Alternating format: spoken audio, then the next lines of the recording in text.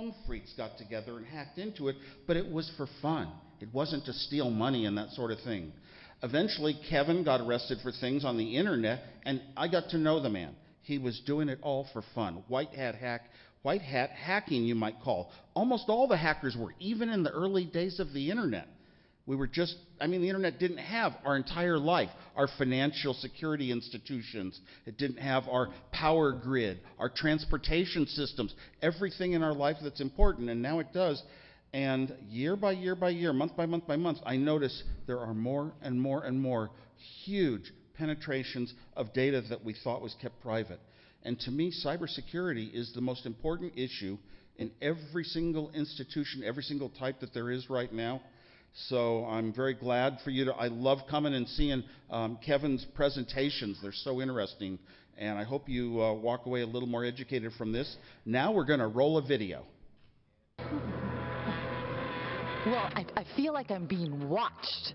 That's because Kevin Mitnick is just about to let out his keynote, Automation Nation 2016. He's been talking to the crowd about all sorts of security risks. Let's hear what the partners have to say. So he's kind of throwing to the masses what some of us have kind of like played with quite a bit before. Kevin Mitnick's keynote was fantastic, a little scary. A lot of exploits that are out there that you may not be aware of. I was impressed. I'm still really concerned about the bad USB exploits. And this is called the bad USB attack. And what this does is it exploits the flaw in the controller firmware on the USB. And I'm able to change this USB into an HID device to act as a keyboard to inject keystrokes to actually drop a malware payload. So I'm going to show you how this works. It's really easy. So first of all, let me go over to the Mac here. Password's Kevin123 in case anybody was curious. And people always ask me for my password. And then I'll change it to 1234 next month. Okay, so what I'm going to do here is I'm going to bring up, let me make this larger. What you're looking at here is just what we call a Trojan Listener. And basically it's going to look for connections from compromised machines. It's a modified version of a tool called Dark Comment. And what it does is once a computer is infected, we're going to see it pop up here, and then we're going to see what control we have. You see, you'll see the little icon for McAfee, fully patched Windows 7. So we're going to stick in the USB. And what I want you to do is pay attention to up here on the attacker machine. This attacker machine is actually in London. It's not here. I'm connected to it. And this machine is actually physically here. So what I'm going to do is I'm going to plug in the USB stick. It's going to pop up. And how do you get people to plug in a USB stick? Here, I'm going to format it, by the way, make sure it's clean. And then I want you to pay attention and watch the Windows machine, because I have it timed. Usually you time it when there's idle time, when nobody's around, when somebody goes to lunch, they leave their office, and it will inject the keystrokes to drop a payload from the internet. So just keep watching this. It should be about 15 seconds. I set it for 15 to 20 seconds, and it should pop up any second.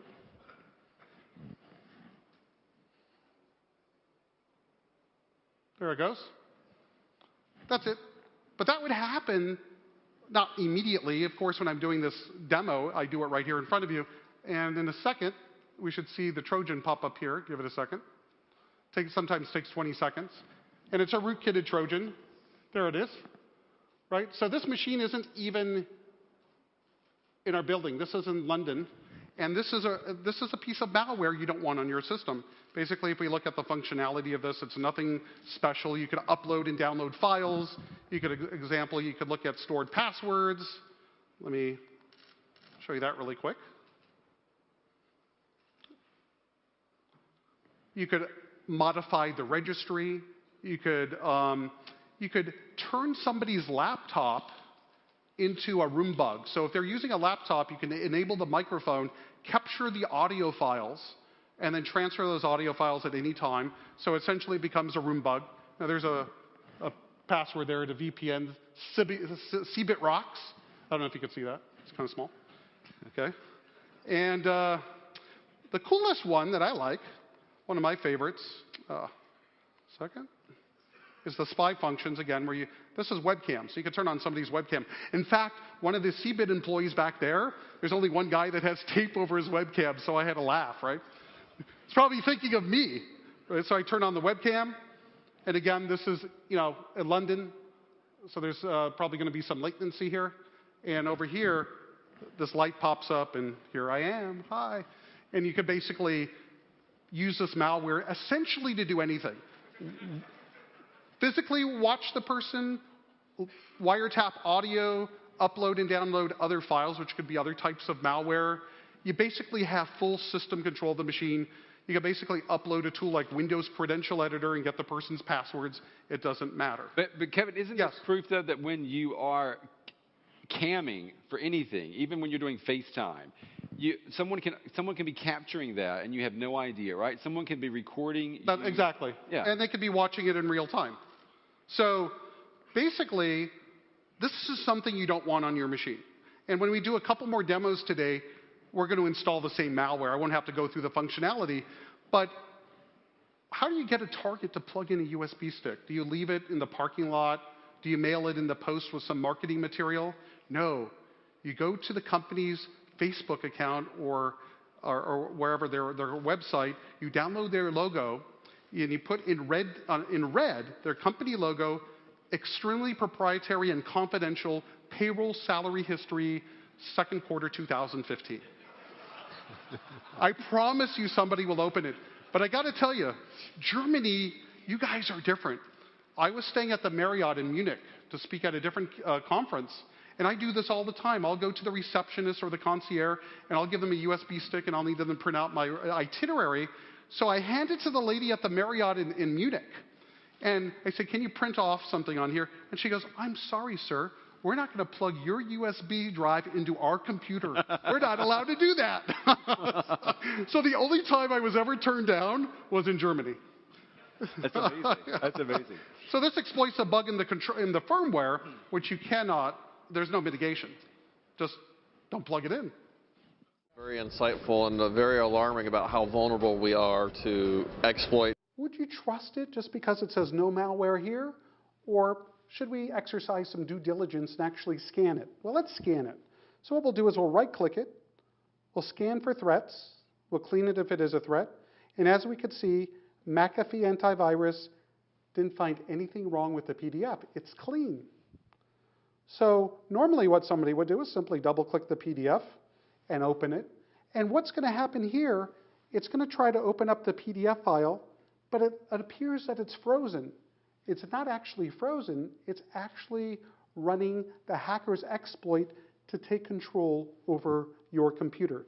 And as you could see, it closed the PDF file, nothing opened. But what happened over here is on the hacker's computer, we see a line.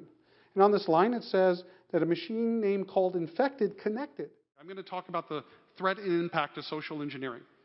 And in 1993, I was living in Denver, Colorado. I was living under the name of Eric Weiss. That happens to be the real name of Harry Houdini. He was my idol.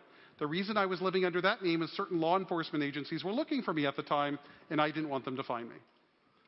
So I thought I had a sense of humor of using Harry Houdini's real name. I found out that later that the FBI had no sense of humor. Story for another day. So one of my colleagues at the law firm hands me this brochure for the Microtac ultralight cell phone. And this is the Microtac. And this is the Star Trek communicator. This is like the iPhone 6 of the 1990s. Really? Remember these phones, right? And what I wanted to do is I wanted to get the source code for the firmware in the Microtac. Why? Because I was curious of how it worked. I was fascinated with technology, and I wanted to understand the code. So I made a very stupid and regrettable decision to go after the code. So I was working at a law firm that day, because I was had a job, and I asked my supervisor if I could leave earlier for a doctor appointment. And when I got to the bottom of the building, because it was on a skyscraper, I turned on my cell phone, which also wasn't in my name, and I simply called 1-800 directory service, directory information. I asked directory assistance for the phone number to Motorola. They give me a phone number, I call it, I get a receptionist, and I say, hi, I'm looking for the project manager of the MicroTac Ultralight. And the nice receptionist told me that all cellular phone development from Motorola is handled out of Schaumburg, Illinois. Then she goes, would you like their number? I said, sure. She gives me the number to Schaumburg, Illinois. I call that number. I get a different receptionist. I say, hey, I'm looking for the project manager of the MicroTac. I'm transferred to 2, 3, 5. By the 8th or 9th time, I'm transferred around to various people. I'm now talking to the vice president of Motorola Mobility. So the guy that was the vice president of R&D for all of Motorola. And I said the same thing. I said, hey, this is Rick over in Arlington Heights. Because during those last transfers, people go, where are you, Arlington Heights? So I picked up on some information. And I said, hey, this is Rick over in Arlington Heights. I'm looking for the project manager of the MicroTac. And the VP goes, oh, that's Pam. She works for me. Would you like her extension? I said, sure. He gave me the extension. And he goes, can I help you with anything? I go, no, I'll talk to Pam. So my next call was to Pam. I don't get her, but I get her outgoing reading on her voicemail that she just left on a 2-week vacation, the date she was returning, and if you need any help whatsoever, please call Alicia on extension blah, blah, blah. So who's my next call to? Alicia. I call Alicia. She answers. I go, hi, this is Rick over in Arlington Heights in Research and Development. I go, did Pam leave on vacation yet? Oh, she has, because before she left, she said she was going to send me the source code to the MicroTac, but if she didn't have time, I can call you that you would help me out. And by this time, I'm pressing this, but this is in the 90s, I'm pressing this, big Motorola cell phone to my ear, and I'm walking down the street.